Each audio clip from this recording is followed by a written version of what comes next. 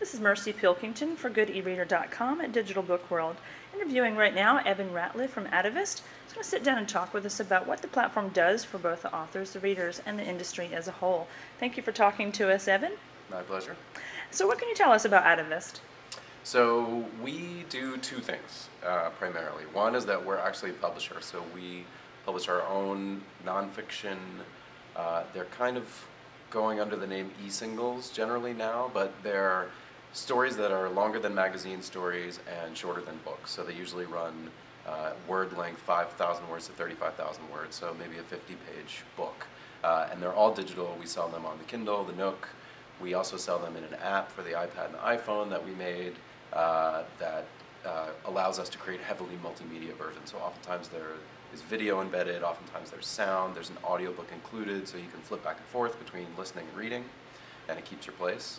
And we're sort of famous for doing things like, we had a story about a Swedish robbery, and we incorporated the surveillance footage, the actual real surveillance footage, into the reported story, so it's sort of a part of the way you get carried along in the story itself. So we produce those, we put out 10, and we'll put out probably 12 to 18 this year, about one a month, give or take. And then the second thing that we do is we produce a software platform that other publishers use to produce, whether it's books or short books, long books, articles, magazines. They use it for all sorts of things. So it enables them to create an app that they can do the sort of multimedia things that we do. It allows them to create these sort of ePub versions or Mobi versions that Kindle uses. It sort of spits out all these versions. And then in the spring, we're actually opening that up to authors in general. So there'll be a free version that authors will be able to use, and then there's a sort of higher-end licensed version that's more customized for big publishers. Okay, and you mentioned that you primarily are working in nonfiction, but of course in the spring you'll open up to other authors. Do you see this as a way to revitalize the short story format that used to be so popular in American literature, but it's kind of now we only find them really in anthologies? Do you see that as a good tool for that? I think we could see that, yeah. I think that, we don't publish fiction, partly because just the founders and editors, we came from the nonfiction world, so we're really afraid of publishing bad fiction if we start publishing fiction. So that's part of the idea around opening the platform a little bit, is just seeing what people do with it, not just the form, so the length, but also what will people do with the ability to use multimedia. And it may or may not work in fiction. You see a variety of attempts at different things, and some of them work, some of them don't. But I think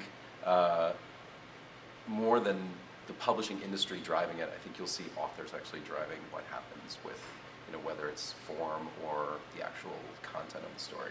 Have you found any use for the application in terms of, we find journalists for some major name platforms that they kind of get stuck in mode. This is what you write about, this is what you cover.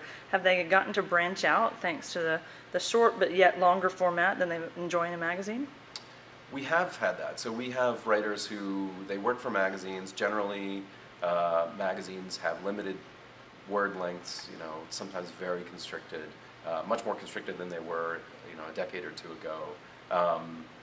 So they're really able to stretch out and tell a story. And it also happens that the kind of stories that we like and that we publish, they're very heavily narrative, which is another thing that, most magazine pieces or newspaper pieces, they have to be newsy, they have to be on topic, on the news, have a hook, as they call it.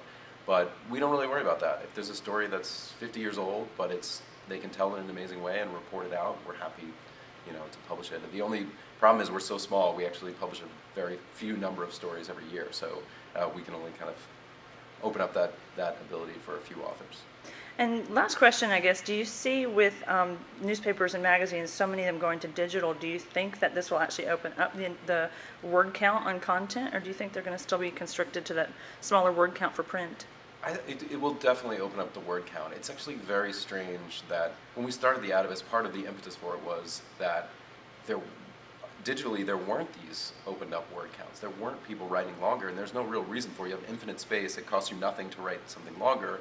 It was more about the cost of producing it, so the cost of sending a reporter out, as opposed to having someone sit at a computer and opine on politics or something like that. It's much cheaper to do. So that end of it sort of remains the same. So it's a question of whether they want to get into paying for long-form journalism, as we sometimes call it.